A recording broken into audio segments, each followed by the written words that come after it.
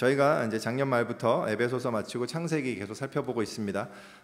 특별히 창세기를 통해서 세상과 우리 각 인생에 관한 아주 근본적인 진리들을 확인하는 데 있어서 창세기는 굉장히 중요한 책입니다. 그래서 이 세상이 어떻게 시작되었고 우리의 인생은 어떤 의미가 있고 목적과 사명이 무엇인지, 우리의 문제는 무엇이고 그 문제는 어떻게 해결할 수 있는지, 이런 것들을 굉장히 중요한 내용들을 우리가 함께 살펴보고 있습니다. 그래서 이런 내용들을 자꾸 여러분들이 리마인드 하실 수 있도록 여러분들이 해주시면 감사하겠어요. 지난 시간에는 특별히 우리가 가인 계열과 셋 계열의 족보를 통해서 비교하면서 하나님의 백성들에게 요구되는 특징이 무엇인지, 특별히 오늘 상바임제님이 기도해 주셨던 것처럼 에녹을 통해서 믿음이란 게 어떤 거고 동행한다는 게 무엇인지에 대해서 살펴봤습니다. 오늘은 이어지는 6장인데요. 많은 사람들이 잘 아는 우리 노아의 홍수 이야기, 바로 그 서론격이 되는 그런 본문입니다. 6장 1절부터 8절까지의 내용입니다. 함께 읽을 텐데요. 저희가 한 목소리를 읽기 원합니다. 몸이 불편하지 않으시면 다 같이 일어나셔서 저희가 한 목소리를 읽었으면 좋겠습니다.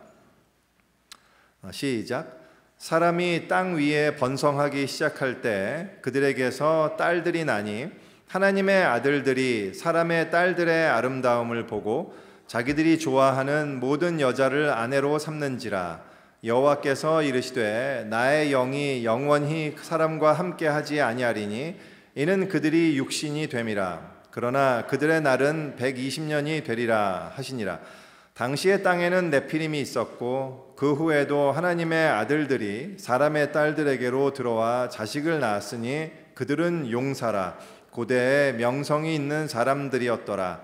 여호와께서 사람의 죄악이 세상에 가득함과 그의 마음으로 생각하는 모든 계획이 항상 악할 뿐임을 보시고 땅 위에 사람 지으셨음을 함탄하사 마음에 근심하시고 이르시되 내가 창조한 사람을 내가 지면에서 쓸어버리되 사람으로부터 가축과 기는 것과 공중의 새까지 그리하리니 이는 내가 그것들을 지었음을 함탄함이니라 하시니라.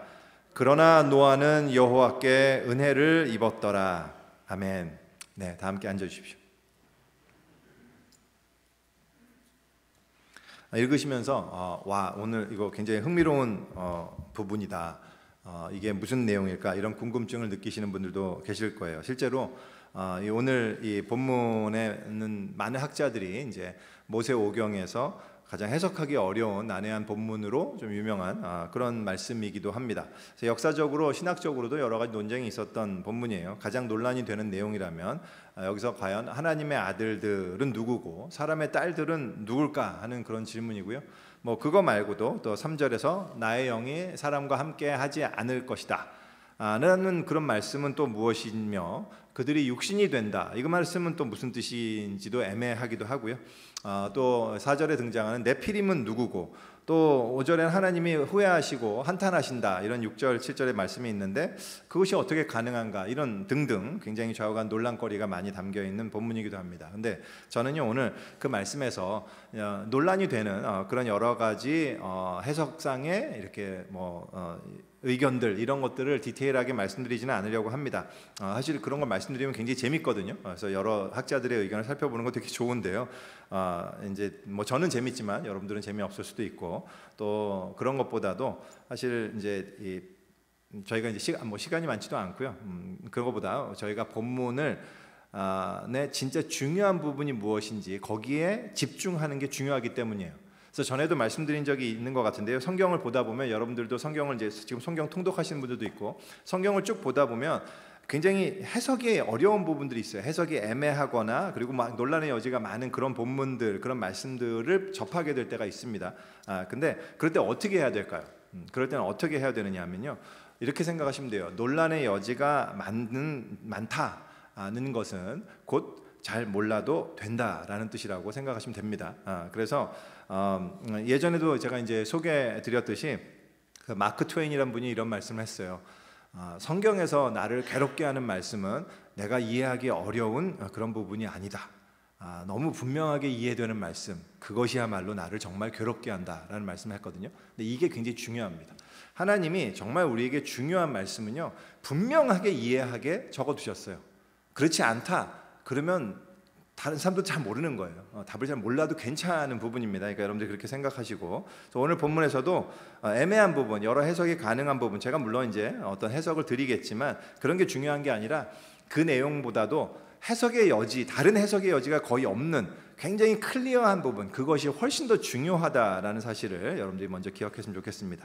그래서 특별히 오늘 본문은요 굉장히 중요해요. 굉장히 중요한 본문입니다. 왜 중요하냐면요, 이 이야기는 인류에게 닥쳤던 첫 번째 대심판에 관한 이야기입니다. 따라서 그 이후에 발생하게 될 크고 작은 하나님의 심판과 또한 아울러 언젠가 우리에게도 닥치게 될 인류의 최종적 심판에 대한 모형으로서의 의미를 가지고 있기 때문에 그래요. 한마디로 대표성을 띈단 말이죠.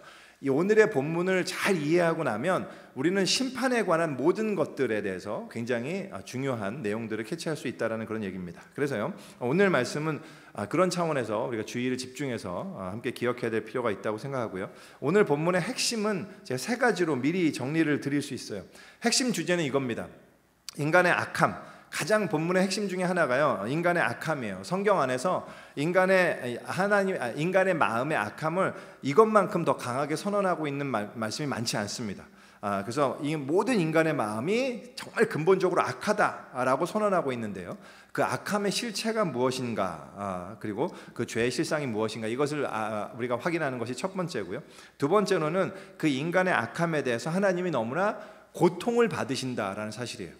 그래서 그 하나님이 그 결과로, 그 고통 가운데 그 결과로 결국 하나님이 인간에게 심판을 하신다라는 사실이에요. 그래서 반드시 심판이 있을 것이다라는 사실이 굉장히 중요하고요. 마지막으로는 그럼에도 불구하고 하나님이 우리에게 심판을 피할 은혜를 허락하신다라는 사실입니다. 그래서 이 세 가지 요점을 중심으로 오늘 본문을 우리 간략하게 좀 살펴봤으면 좋겠습니다. 첫 번째는 이제 인간의 악함에 관한 부분입니다. 본문은 이렇게 시작합니다. 땅 위에 사람들이 많아졌어요. 그런데 어떤 일이 발생했느냐? 하나님의 아들들이 사람의 딸들을 아내로 삼는 일들이 이렇게 발생합니다. 그래서 4절에는 이제 애도 낳았다, 뭐 이런 얘기들도 이제 하고 있는데요. 도대체 여기서 하나님의 아들들은 누구며 사람의 딸들은 누굴까? 이런 게 이제 궁금하잖아요. 역사적으로 세 가지의, 사실은 뭐 세 가지보다도 이게 아닌데? 세 가지보다 더 많은데요. 그냥 주된 견해를 제가 세 가지만 소개해드리면, 그 첫 번째는 가장 그냥 대표적으로 하나님의 아들들은 천사들을 의미하는 것이고 사람의 딸들은 말 그대로 인간들을 의미하는 것이다라고 보는 견해가 있습니다.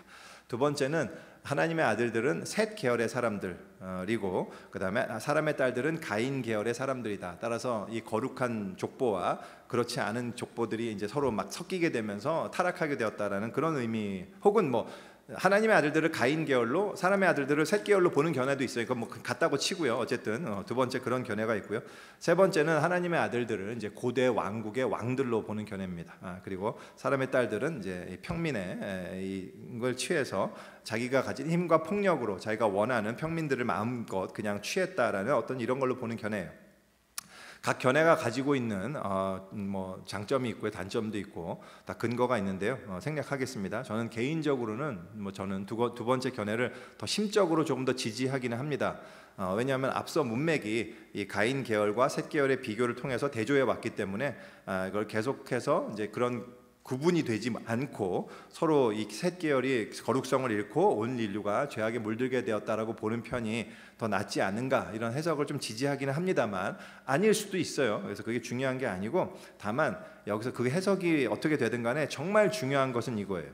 지금 이 본문의 내용을 잘 보면요, 하나님의 아들들이 누구며 사람의 딸들이 누군지는 잘 몰라도 최소한 이 내용을 적은 목적은 우리가 분명하게 알 수 있단 말이죠. 그것은 뭐냐면 인류가 번성하면서 죄로 인해 타락한 그 타락의 그 악함이 훨씬 더 심화, 그러니까 훨씬 더 편만하게 모든 세상을 좌우하게 되었다는 사실이에요.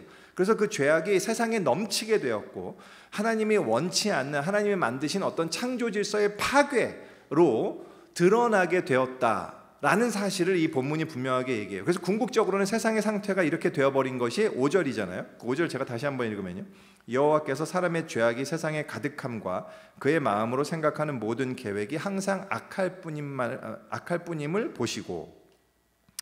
그래서 가인 때부터 급성장하게 된 이 악의 세력이 전 세계를 가득 채우게 되었다는 얘기입니다.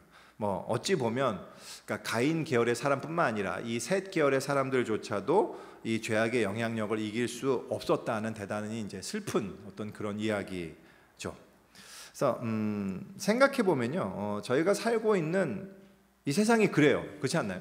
그러니까 악이 강하고요, 악은 쉽게 퍼져요.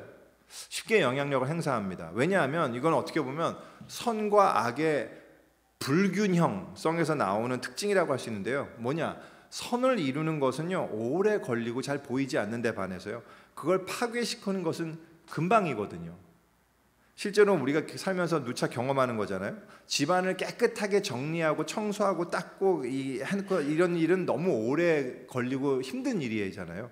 근데 그것을 어지럽히고 망가뜨리는 것은 불과 얼마 안 걸립니다. 우리 아이 키워보신 부모님, 엄마 아빠들은 잘 아시잖아요, 그죠?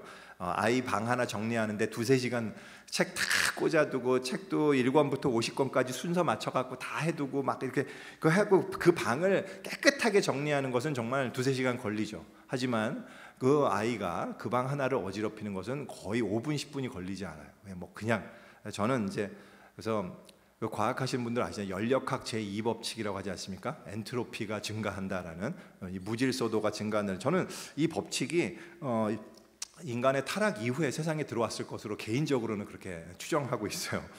이게 참 그래요. 정말 엔트로피는 증가합니다. 진짜. 그래서 많은 사람들의 순종과 희생으로 뭐를 쌓아놓으면요, 악한 사람 한 사람이 그걸 한순간에 다 부셔버릴 수 있어요. 그냥 금방. 간단해요.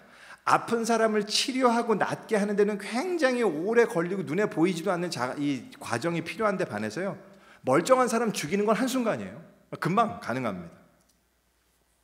그래서요, 영화에서도요, 저희가 선한 거를 그려보려고 하면요, 벌써 굉장히 지루하고 재미없죠. 여러분 상상, 선한 모습을 영화로 그린다, 뭐 이런 거 별로 이렇게 상상 어떻게 할지 모르겠어요. 그에 반해서 악한 거, 피가 튀고 막 뭐가 팍팍팍 이루어집니다. 그죠? 뭐가 화끈해 보여요.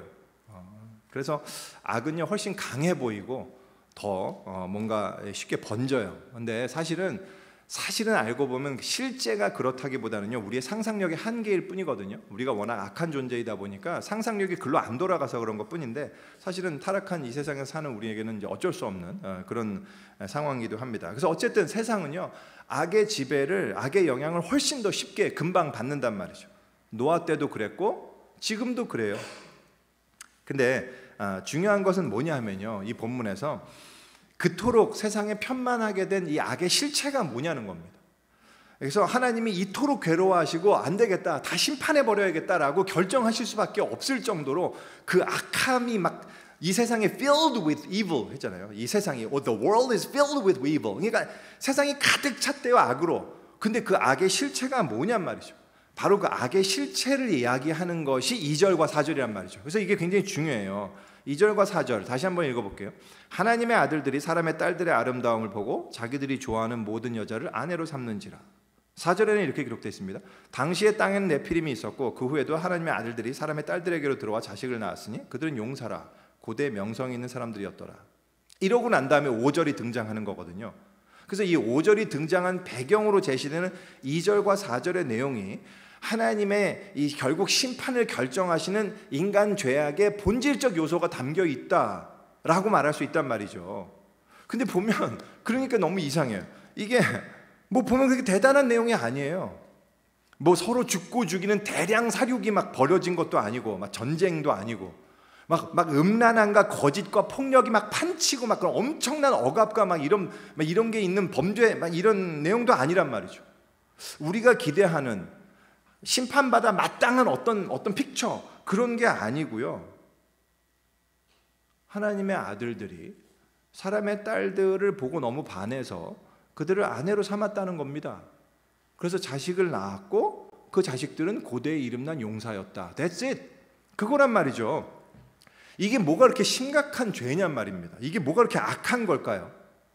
근데 여기서요, 우리가 간과해서는 안 되는 아주 중요한 내용이 있습니다. 2절을 다시 잘 보시죠. 2절을 잘 보면 여기 중요한 3개의 단어가 등장합니다. 보았다, saw. 그 다음에 good. 영어로는 이제 여기는 이렇게 ESV에서는 attractive라고 번역했는데 good이라는 단어예요. 좋았다. 그리고 took, 삼았다라는 거거든요. 이거 어디선가 이 단어 어디서 봤던 거 기억 안 나신가요? 창세기에서 굉장히 중요하게 여겼던 그 문장인데요. 그게 어디냐면 창세기 3장 6절입니다. 여자가 그 나무를 본즉 먹음직도 하고 보암직도 하고 지혜롭게 할 만큼 탐스럽기도 한 나무인지라 여자가 그 열매를 따먹고 자기와 함께 있는 남편에게도 주매 그도 먹은지라. 이게요, 여기서도 똑같이 saw, 그 다음에 delight to the eyes, 그 다음에 she took, 이 세 단어가 나온단 말이에요. 이게 한글 번역이나 영어 번역이나 너무 다양하게 써있는 번역돼서 좀 분명하게 알기 어려운데요, 히브리어 원래 쓰여졌던 원어인 히브리어에서는요, 이게 라하고 토브, 그 다음에 락, 이 세 가지 단어, 정확히 같은 단어를 쓰고 있단 말이에요. 다시 말해서 오늘 본문 2절의 이 문장은 하와가 최초로 하나님을 대적하고 죄를 범함으로써 인간이 결정적으로 타락하게 되었던 그 계기를 그대로 담고 있는 문장이란 내용, 아주 심각한 내용을 담고 있다는 얘기예요. 소위 원죄로서 모든 죄의 근원이 되는 내용이 다시금 여기 등장하는 거란 말입니다. 이것이 가장 근원적인 죄의 본질이에요. 그래서 이거를 이렇게 구분해서 볼 수 있어요. 일단 무엇보다도 그냥 자기가 원하는 거 좋으니까 그냥 그것을 추구하는 모습, 이것이 첫 번째 문제고요. 두 번째는 그 모든 것을 자기가 눈에 보이는 거에 좋은 것으로 선택하는 거죠. 그것을 근거로 추구하는 거죠. 세 번째로는 그렇게 해서 나온 결과, 자기가 원하는 대로 추구해서 그렇게 나온 결과가 세상에서 명성 있는 용사들이었대요. 이 사람들이 무엇으로 그렇게 명성했었겠습니까? 뭐 때문에 이 사람들 renown, famous 했겠냔 말이에요. 자기들이 보기에 멋있고 인기 있는 무언가로 유명했겠죠. 정말 잘 싸운다든지 힘이 세다든지 뭐 아니면 멋있게 건장하게 생겼다든지 뭐 이런 걸 거 아니에요. 그 세 가지잖아요. 그래서 이 세 가지를요, 요한서신에서는 정확히 사도 요한이 이렇게 표현했습니다. 이 세상이나 세상에 있는 것들을 사랑하지 말라. 누구든지 세상을 사랑하면 하나님의 사랑이 그 안에 있지 아니하니 이는 세상에 있는 모든 것이 육신의 정욕과 안목의 정욕과 이생의 자랑이니 다 하나님 아버지께로부터 온 것이 아니요 세상으로부터 온 것이라. 육신의 정욕과 안목의 정욕, 이생의 자랑, 사도 요한이 정확히 정리한 이 내용이요, 그것이 하나님께서 한탄하시는 인간 마음에 죄악된 바로 본질이라는 얘기예요. 마음으로 생각하는 계획이 모두 악하더라 라고 말할 때 그 악함의 실상이 무엇이냐, 바로 이런 마음들이 이러한 마음으로 오직 이런 것들만 추구한다라는 것을 이야기하고 있단 말이죠. 그리고 이것을요, 한마디로 요약한다면 뭐냐 하면 하나님과 관계없는 삶을 얘기합니다. 하나님을 전혀 고려하지 않는 인생의 태도를 말하는 거란 말이죠. 이것이 악의 핵심이고 죄의 본질이에요. 하나님과 관계없는 삶, 그것이 모든 죄악의 뿌리란 말이죠. 이게 아무것도 아닌 것 같잖아요. 뭐 하나님과 관계 없어도 뭐 나 지금까지 잘 살아왔고 뭐 그렇게 뭐 내가 그렇게 죄를 졌나 이런 생각하는데 아니에요. 실상은요, 우리 모든 인류에게 큰 고통과 상처와 죽음을 가져오는 모든 죄악들 있잖아요. 여러분들이 생각하는 모든 아주 가벼운 죄부터 아주 심각한 죄까지 모든 죄악들, 그 모든 죄악들의 그 뿌리에 있는 거란 말이죠. 이게 그 뿌리에 이게 있는 거예요. 사소한 것부터 시작해서 대량 학살과 전쟁과 폭력과 어떤 독재와 인권 유린과 이런 모든 심각한 죄악에 이르기까지 그 모든 죄악의 가장 밑바닥에 자리하고 있는 결정적인 이유가 뭐냐? 그것은 하나님은 없는 삶이에요. 하나님과 관계없는 생각. 그래서요, 바로 그것이 우리들 역시요, 우리 안에 있는 이러한 죄악의 실상에 대해서 우리가 분명하게 살펴볼 수 있어야 돼요. 우리는 사실은 괜찮다고 생각하고 살고 있잖아요. 아까도 얘기했듯이 내가 아무리 생각해도 내가 그렇게 심각하게 죄를 지은 것도 없고 뭐 나름대로 난 착하게 잘 살고 있는데 아니에요. 왜냐하면 그 근본이 히틀러가 가졌던 근본과 똑같은 뿌리이기 때문에 그래요. 그게 문제라니까요. 그래서 여기서 조금만 더 깊이 생각해 보면 육신의 정욕이라는 게 뭐냐? 육신의 정욕이라는 것은요, 결국 내 몸이 추구하는 삶이에요. 내가 내 몸이 원하는 것만을 추구하는 삶입니다. 그래서 어떤 면에서는요, 이거는 막 엄청난 무슨 추악하고 엄청난 이런 행위가 아니에요. 단순히 하나님을 잊어버리게 하고 다른 사람의 필요에 무관심한 삶을 살게 하는 모든 것을 의미하는 겁니다. 그래서 이제 존 파이퍼라는 목사님이 계십니다. 존 파이퍼 목사님이 어떤 얘기를 하신 적이 있었냐면 아주 인상 깊은 얘기였는데, 이 시대에 만연해 있는 음란 동영상보다도 우리를 더 영적으로 무너지게 만드는 것은 애플파이다 이렇게 얘기하셨어요. 너무 재밌죠? 애플파이가 왜? 애플파이 그냥 달콤한 맛있는 거잖아요. 그분이 그렇게 얘기하신 데는 이유가 있어요. 뭐냐면 그 자체로는 전혀 죄라고 할 수 없는 애플파이일지라도 그저 그 애플파이가 주는 달콤함과 거기에 만족하는 것이 전부라는 생각으로 인생을 살아가게 된다면, 그것 때문에 영적인 문제에 무관심해지고 하나님을 멸시하게 된다면 그것이야말로 가장 육적인 삶이다. 그것이야말로 육신의 정욕을 따라 사는 삶이다라고 이야기하셨던 거란 말이죠. 그게 육신의 정욕이에요. 우리가 생각하는 막 이상한 그런 것뿐만이 아니라 그냥 내가 가장 좋아하는 애플파이가 나를 육신의 정욕으로 이끌 수 있다는 사실을 우리는 놓쳐서는 안 돼요. 굉장히 중요한 내용입니다. 두 번째는요, 이런 육신의 정욕은 안목의 정욕과 아주 밀접한 관련을 가집니다. 왜? 자기 몸이 원하는 것은 실상 내 눈에 보이는 것이 전부라는 그 세계관 안에서 있는 거거든요. 내 눈에 보이는 게 전부예요. 보이지 않는 건 중요하지 않고 일단 보이는 게 전부인데, 내가 보기에 좋은 것을 추구하는 것이 나의 안목의 정욕이 육신의 정욕과 연결되는 포인트이기 때문에 그래요. 하나님을 모른다면, 영적인 세계를 외면한다면 사람들은 추구하는 것은요, 모두 보기에 좋은 것이 전부란 말이죠. 돈이 많은 게 좋은 거고요, 힘이 센 게 좋은 거고, 멋있고 잘생기고 몸짱인 게 좋은 거예요. 왜? 보이는 게 전부니까. 그게 보이니까 그거 좋은 거거든요. 그게 안목의 정욕이란 말이죠. 그래서 정말 이게요, 제가 자주 강조하고 특히 청년들 말씀 전할 때 자주 얘기하는 거지만, 이게 우리가 지금의 영적 싸움에 있어서 진짜 중요한 것 중에 하나가 지금 더 그런 것 같아요. 눈을 관리하는 거예요. 진짜 내가 무엇을 보는가, 이게 성경에서 누차 강조하는 아주 중요한 거거든요. 근데 지금 우리가 살고 있는 이 세상이야말로 정말 비주얼하잖아요. 정말 비주얼하죠. 인류 역사상 노아의 때와는 노아 그 사람들이 아이폰을 들고 다녔을 것 같지가 않아요. 그러니까 정말 지금 비교할 수 없어요. 어느 시대보다도 우리 눈을 유혹하는 것으로 가득히 있어요. 유튜브면 유튜브, 넷플릭스면 넷플릭스, 인스타그램, 스마트폰, 하여튼 컴퓨터, TV, 모든 것을 통해서 우리는 보고 또 보잖아요. 계속 보고 있잖아요. 하루 종일 봅니다. 중요한 것은 보지 말라는 게 아니고요, 뭘 보냔 말이죠. 무엇을 보고 있느냐, 이 전쟁이에요. 이건 전쟁이에요. 내가 무엇을 볼 것인가, 이건 정말로 여러분 전쟁이라는 사실을 아셔야 됩니다. 그래서 이 시대의 영적 싸움은 내가 무엇을 보느냐의 싸움이에요. 그리고 세 번째로 안목의 정욕은요, 이거는 이생의 자랑과 그냥 동전의 앞뒷면이라고 생각하시면 돼요. 왜? 내가 이생의 자랑을 하면 나를 보는 사람이 안목의 정욕에 빠지는 거거든요. 안목의 정욕에 빠지는 이유는 내가 보는 게 저 사람이 자랑하는 게 있기 때문에 그래요. 그죠? 예전에 어떤 목사님이 그런 얘기 하셨는데 되게 씁쓸하게 그 목사님 얘기 듣고 되게 굉장히 공감했던 적이 있었는데, 교회에서 어떤 부부가 부부싸움을 했답니다. 근데 부부싸움을 했는데 그 내용을 나중에 알고 보니까 이 교회에 어떤 부부가 그러니까 이 부부가 아닌 다른 부부가 왔는데 그 부부의 자매님이 백을 들고 왔는데 그 명품 백이었던 거예요. 그래서 나도 그걸 보고 난 다음에 이제 집에 돌아가서 예배 끝나고 집에 가서 남편한테 나도 저 백 가지고 싶다 그랬더니 이제 이게 도화선이 돼서 이제 부부 싸움이 일어났던 겁니다.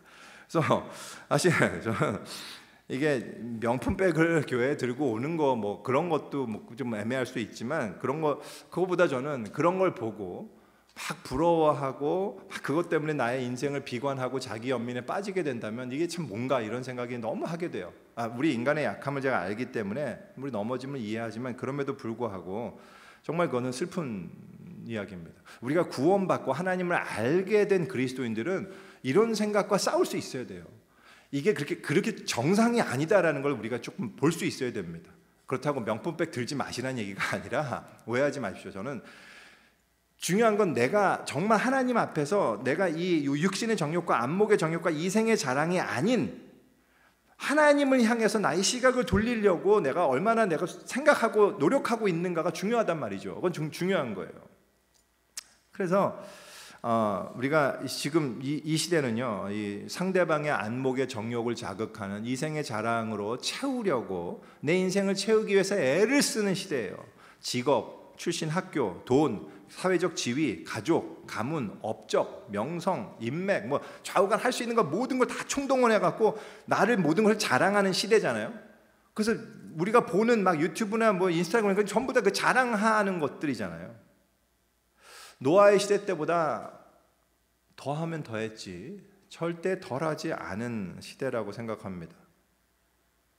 하나님이 홍수 심판을 내렸던 그때 홍수의 심판을 가져왔던 그 근본적인 죄악에 대해서 우리가 한번 좀 심각하게 고민을 해봐야 됩니다.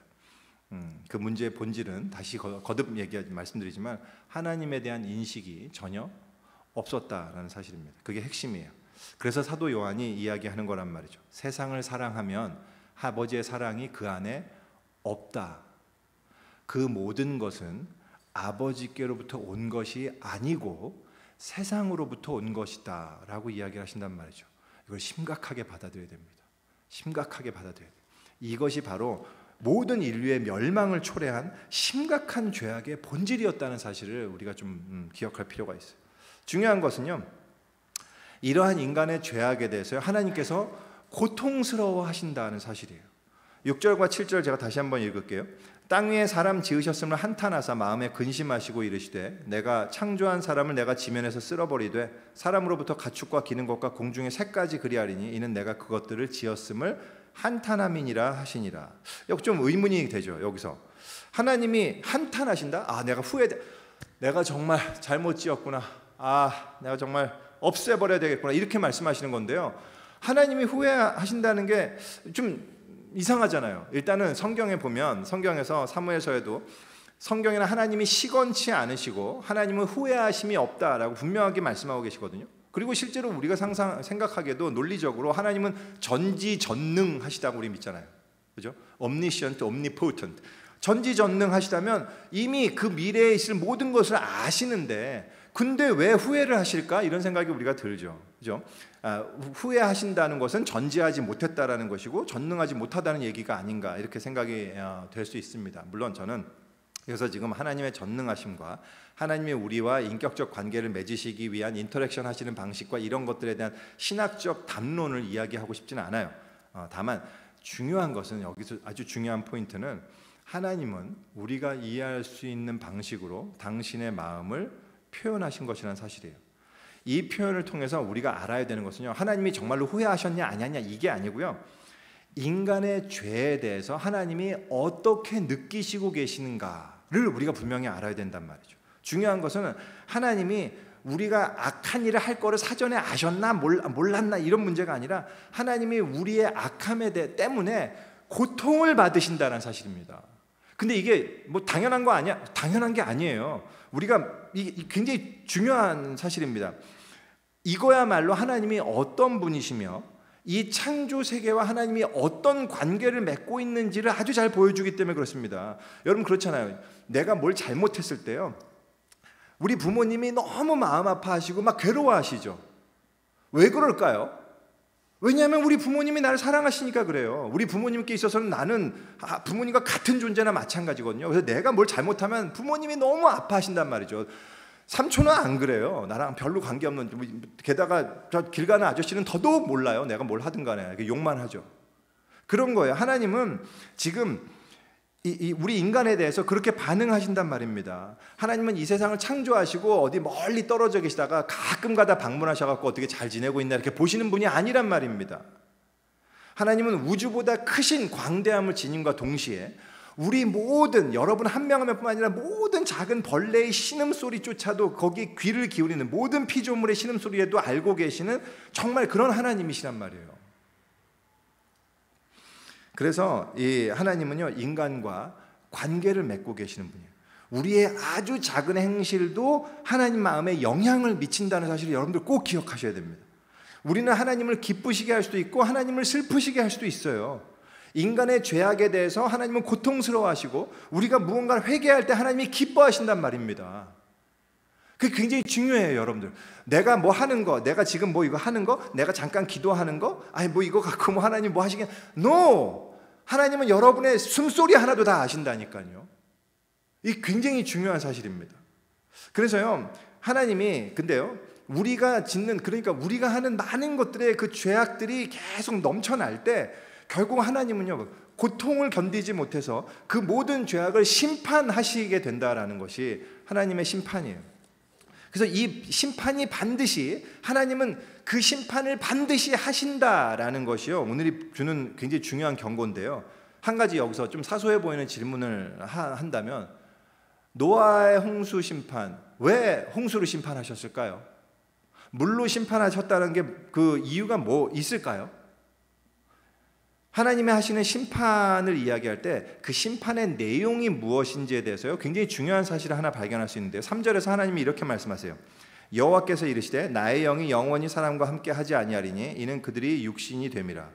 나의 영이 영원히 사람과 함께 하지 않겠다. 이 말씀의 의미는 뭘까? 잘 몰라요. 이것도 하나님이 실제로 이렇게 함께 하지 않, 그 영이 인간 안에서 함께 있다가 이제 떠나겠다, 안 하겠다 이런 의미로 해석하기도 하고요. 아니면 이것이 contend with, 하나님이 인간과 싸우지 않겠다라는 의미로 해석하기도 합니다. 뭐 여러 가지 해석이 있는데요. 중요한 건 이거예요. 하나님이 말씀하시는 이 내용의 핵심은 더 이상 인간을 붙들고 무언가를 해보려는 그 수고 자체를 이제 그만하겠다라는 뜻이란 말이죠. 그게 심판입니다.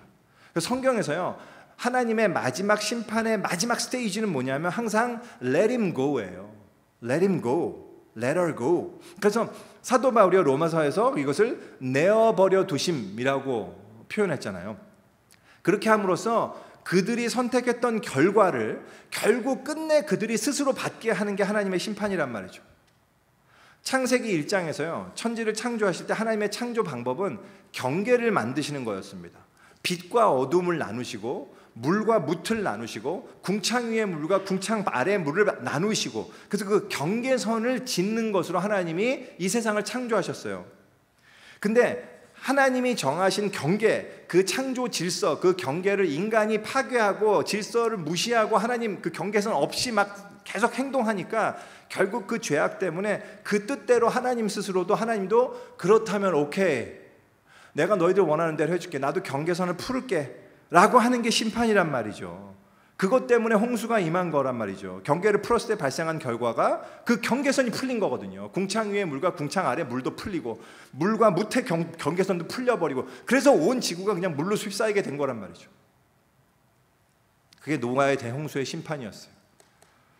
제가 뭐 지금까지 콜스 101뿐만 아니라 뭐 여러 번 말씀드려서 너무나 잘 아시는 내용이지만 다시 한번 말씀드릴게요. 하나님의 심판은 우리의 선택을 존중하셔서 그 선택의 결과를 그대로 받도록 하시는 게 하나님의 심판이라는 사실을 꼭 기억하십시오. 제가 학교 다닐 때만 해도 이제 중학교는 특별히 남중을 나왔기 때문에 선생님들 모두, 거의 모든 선생님 빠따를 들고 다니셨어요. 그래서 뭘 잘못하면 일단 두들겨 맞는 거예요. 그냥 뭐 별 말이 필요 없어요. 선생님들은 그냥 일단 두들겨 패는 거니까. 그래서 예컨대 숙제를 안 해왔다. 그럼 난 숙제 안 해온 놈 다 앞으로 나와. 뭐 숙제 안 해온 놈 앞으로 나오는 거죠. 그래서 빠따로 막 패세요. 근데 생각해보면 내가 숙제를 안 한 것과 내가 엉덩이를 빠따로 터지는 것과는 별 관계가 없잖아요. 근데 우리는 자꾸 하나님의 심판과 지옥 이런 걸 생각할 때 그렇게 생각하는 게 쉽단 말이죠. 내가 숙제를 안 해서 이제 엉덩이가 막 피멍이 터지는 어떤 이런 걸로 이렇게, 그게 벌이고 심판이다 이렇게 생각하는데요. 그게 아니에요. 하나님의 심판은 그런 게 아니라 이 아이가 내가 숙제를 계속 안 하게 될 경우에 더 무서운 벌은 어떤 거냐면, 결국 그렇게 숙제를 해라, 숙제 좀 해라고 했는데 그 숙제를 끝까지 안 한다, 끝끝내 안 하게 될 때 결국 이 아이가 공부를 못 하게 되고, 공부를 못 하게 돼서 결국 낙제해서 결국 아무것도 못 하고 동네 양아치가 되어서 사고 쳐갖고 감옥 가게 되었다라고 할 때요, 숙제를 안 했기 때문에 결국 이것이 그에게 주어진 인생의 결과란 말이죠. 성경이 말하는 심판은 바로 후자의 내용이에요. 지옥도 마찬가지예요. 지옥, 그러면 여러분 지옥을 상상해 보시면 지옥이 어떤 곳일 거라고 생각합니까? 저는 지금도 제가 어렸을 적에 그 기억을 잊을 수가 없어요. 그때 트라우마를 받았었나 봐. 민속촌에 엄마 손잡고 민속촌, 우리 가족들이 갔던 것 같아요. 여러분들 그때 저랑 비슷한 연배는 다 아시겠지만 어렸을 때는 그렇게 놀이동산이 많지 않았습니다. 그래서 뭐 어린이 대공원 하나 있고 민속촌에 있는데 거기 가면 항상 유령의 집 뭐 이런 게 있었어요. 그죠? 근데 민속촌이 당시에 여름에 그 특집으로 유령의 집이 아니라 이제 지옥을 이제 구현해 놓은 그런 거였어요. 그래서 거기에 엄마 손잡고 들어가서 엄마 등 뒤에서 이렇게 봤었는데, 거기서 아주 지금도 이렇게 선명하게 기억나는 게, 거짓말한 사람들은 어떤 지옥에 가는데 거기서 도깨비가요 이렇게 집게로 혀를 뽑아요. 막 그게 있어요. 그래서 그게 이렇게 뽑고 있는, 그래서 이 혀가 막 이만큼 나왔고 하는 뭐 이거를 이제 막 모형으로 만들어놨어요. 뭐 다음 지옥 가면 무슨 죄인지 잘 기억이 안 돼. 무슨 죄를 저지른 사람은 이제 톱으로 썰어요. 막 톱으로 막 도깨비가 막 썰고 있고 막 으악 막 뭐 이러고 어디 뭐 팔 잘려 있고 뭐 이런 거예요. 그래서 저는 지금 아무리 생각해도 지금 생각해 보면 아이들한테 이런 걸 왜 보여주나 이런 생각이 드는데, 다양한 좌우간 당시에는 그 다양한 지옥들을 다 이렇게 이제 방방마다 돌아다니면서 막 그게 기억이 나요. 근데 성경에서 말하는 지옥은 그런 게 아니란 말이죠. 만일 그런 식의 지옥이라면 요점이 없어요. 요점이. 하나님께서 잔인하게 사람들을 영원토록 괴롭히심으로 말미암아 뭐가 되냔 말이에요. so what이에요. 그래서 막 으악 하면 하나님이 막 보시면서 막 좋아하시는 거예요. 하하하하 너 꼴져 이건가요? 그런 게 아니잖아요. 하나님이 우리의 고통을 즐거워하시겠습니까? 지옥이란 것은 그런 게 아니고요. simply 하나님을 거부한 죄악된 인간들이 결국 하나님이 없는 그 결과를 받도록 내어버려 두시는 곳, 그게 지옥이란 말입니다. 그래서 성경에서 묘사되는 대부분의 지옥은 하나님의 임재가 없는 거예요.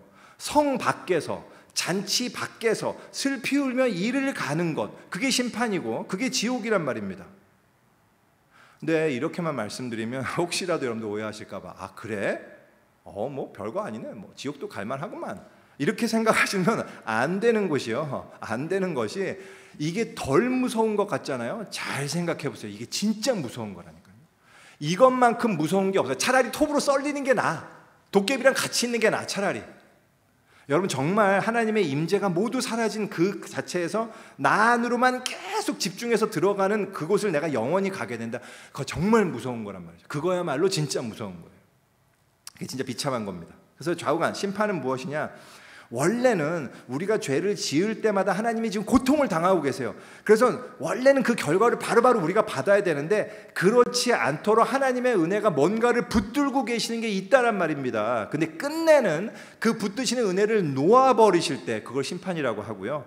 그 심판은 반드시 임한다라는 사실이에요.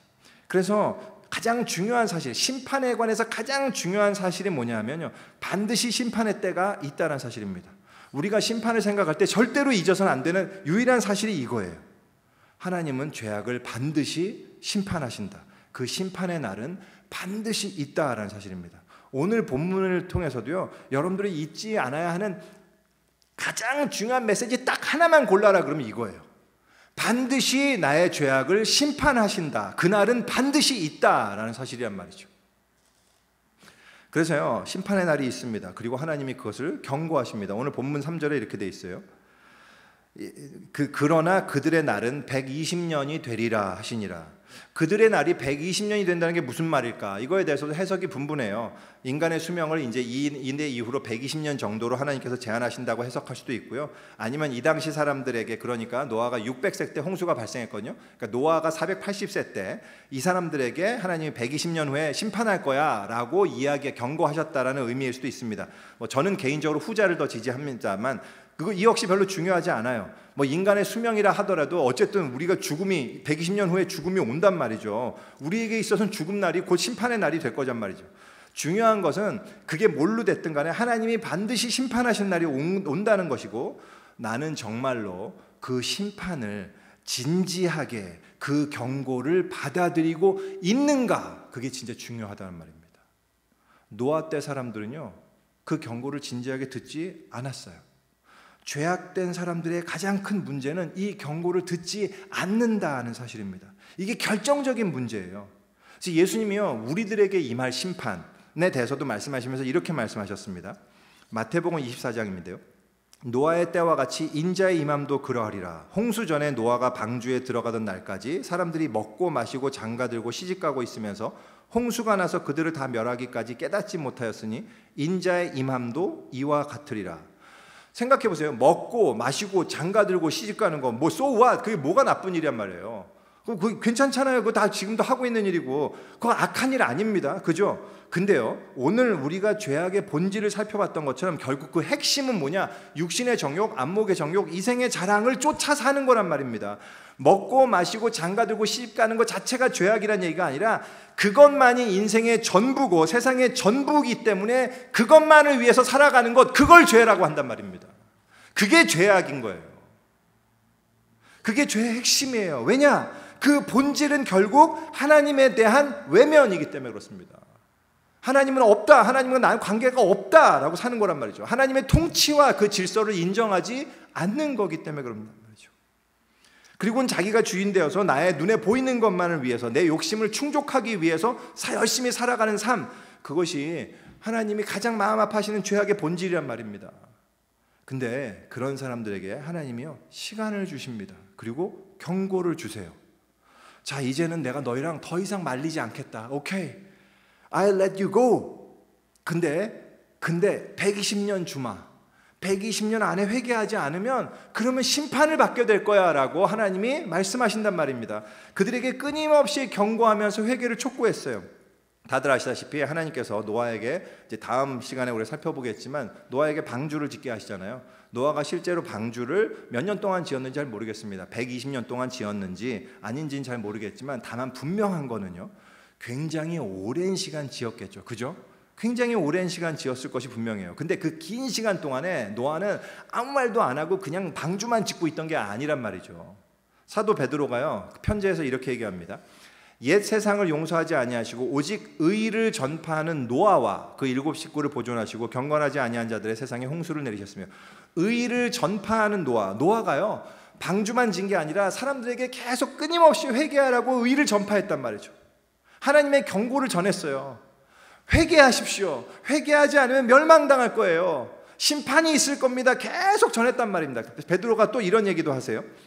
3장 20절, 그들은 전에 노아의 날 방주를 준비할 동안에 하나님이 오래 참고 기다리실 때 복종하지 아니하던 자들이라. 방주에서 물로 말미암아 구원 얻은 자가 몇 명 뿐이니 겨우 8명이에요.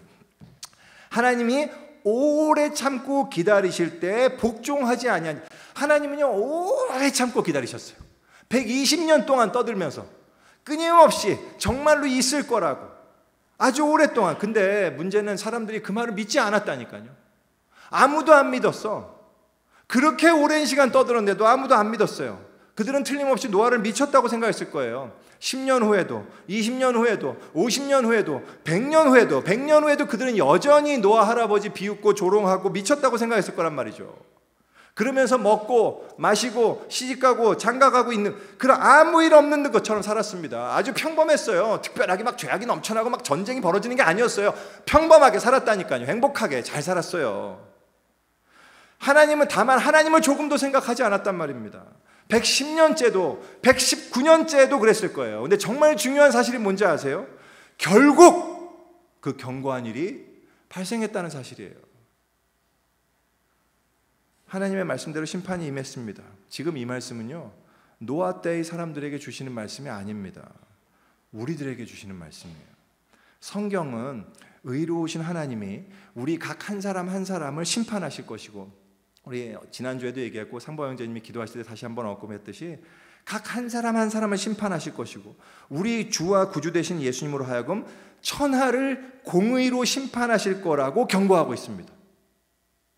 여러분, 이 경고를 들으십니까? 이 경고를 정말로 진지하게 받아들이십니까?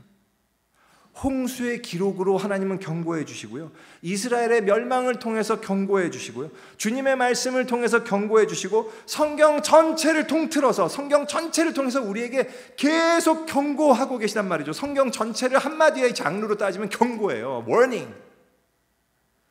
우리가 근데 이 경고를 진지하게 받고 있냔 말입니다. 노아 당시 사람들과 마찬가지로 우리도 마찬가지잖아요. 안 믿겨져요. 그죠? 안 믿겨져. 하나님이 안 계신 것 같아요.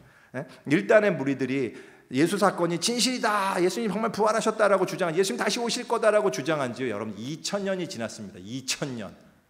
정말 웃음이 나오지 않습니까? 뭐 이제라도 곧 오실 듯이 막 말씀하시고 경고하신 지 2000년이 지났다니까요. 20년도 아니고 200년도 아니에요. 500년, 1000년이 아니라 2000년이 지났습니다. 그동안 아무 일도 없었어요. 속은 것 같아, 아무리 생각해도. 이제 보니까 과거에 그때 괜히 어리석게도 쓸데없는 얘기 믿었다고 인생 괜히 비참하게만 살고 있는 것 같아요. 그죠? 알고 보니 하나님은 없고 이 세상은 우연히 이렇게 존재하게 된 것뿐인데, 과학자들의 말이 맞았는데, 쓸데없이 내가 엄한데 그냥 이 선동당해갖고 이상한 목사한테 넘어가는 바람에 내가 인생 낭비했다, 그런 생각 들잖아요. 하나님은 도저히 계신 것 같은 기미가 보이지 않고, 2차례의 세계 대전과 무슨 르완다 사건, 옛날 코소보 사태, 캄보디아의 크메르 루즈 이런 대학살, 레닌의 이 소련의 이 레닌의 이 소련 혁명 뭐 이런 걸로 엄청난 사람들이 그 피를 흘리고 그냥 피가 그냥 막 땅에서 막 울부짖을 텐데 하나님 말씀대로라면. 근데 하나님은 아무런 징조도 없으세요. 이거 하나님 허구 같지 않으세요? 알고 보니 성경은 그냥 자기 생각에 빠져서 허우적거리는 사람들의 그 거짓된 주장일 뿐이지 다 허상일 것 같잖아요. 그렇지 않으신가요? 이제 보니까 내가 너무 어리석었구나. 이제 보니까 진짜 눈에 보이는 게 전부네. 대체 죽고 나면 그냥 다 꺼지는 거고, 눈에 보이는 게 그게 전부였는데 내가 눈에 보이지 않는 다른 실체가 있다? 이제 보니까 그런 주장하는 놈들 다 사기꾼이었네. 정말 내가 바보같이 왜 이렇게 살았을까? 그런 생각 들지 않으신가요? 근데요, 중요한 사실은 노아 때 사람들도 그랬다는 사실입니다. 노아 때도 그랬어요. 아무도 믿지 않았습니다. 홍수가 닥치는 그 순간까지도 그들은 몰랐어요. 하나님을 믿지 않았습니다. 하지만 주님이 경고하신 그 심판은 임했습니다. 그리고 그 심판은 우리에게도 닥칠 겁니다. 반드시 임할 겁니다.